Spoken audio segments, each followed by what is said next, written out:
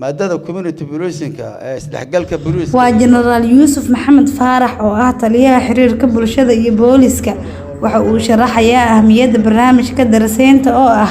mid booliska iyo bulshada qeybaheeda kala duwan uu ku dhaxmarayo wada shaqeyn si looga hortago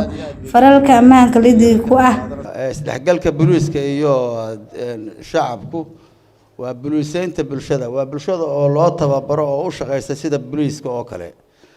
oo marka booliskana ay gacan siiyaan iyo hay'adaha amniga dhamaantood aad iyo aad bay muhiim u tahay nabadgelyada ka qayb qaadanaysaa xasiloonida ka qayb qaadanaysaa hore socodkana way iyo horumarkana way ka qayb qaadataa aad iyo intaba qaar ka mid ah bulshada qeybaheeda kala duwan oo la iska kala keenay degmooyinka Kaxda wadajir dharkeynay iyo saraakiil ka socotay booliska gobolka Banaadir ayaa labadii maalmood ee ugu dambeysay uga doodaya Muqdisho hirgelinta wada shaqeyn dhaxmarta bulshada iyo booliska mar walba wuxuu u taagan yahay wax weeyaan General Sakiyo Xuseen Axmed oo ah taliye ku-xigeenka labaad ee ciidanka booliska Soomaaliyeed oo goobjoog ka ahayd xiritaanka kulan doodeedkani ku saabsanaa suurtagelinta wada shaqeynta dhaxmarta bulshada iyo booliska ayaa bulshada gaar ahaan haweenka ka dalbatay wada shaqeyn waafi ah wada shaqeynta bulshada iyo maxaan ku radaa ka warqabka bulshada waxaan rajaynayaa sidaan isi ka dhow inaan la shaqeyn doontiin biidnillaahi tacaala si gaarna waxaan u codsanayaa dumarka Soomaaliyeed anoo ku hadlayo magaciina inaan si dhow ila shaqeysiin inta waan ognahay guri walbo iyo maxaan ku radaa madaxweyne ka soo bilow ilaa iyo taliye saldhig horta nin haduu yahay banaaga xukunta naagta sitan waa naagtu qaba ama naag maamada dhasho weeyaan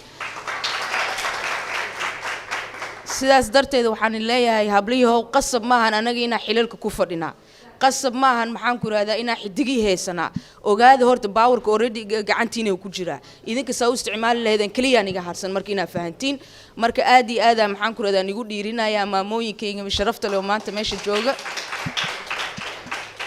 lana shaqeeya saraakiisha oo saldhigyada joogan aad ay u waabsan yihiin oo gabar hadda way ka baqaan sababtoo ah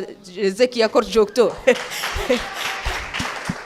marka si dhow ula shaqeeyo waa wiilashiina wayna diyaar idin yihiin inay la shaqeeyaan marka aad iyo aad baa maxaan ku radaa idin mahad celinaya workshopkeena sidaas ay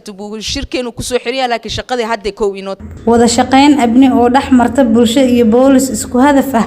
ayay dalalka horumaray ee caalamka ka gudbeen caqabado amni oo ka jiray dalal ammaan ku dakeynaya maanta oo ku yaala dunidan aan guudkeeda saaranahay Muna Cabdiraxmaan Xuseen Munmuneesha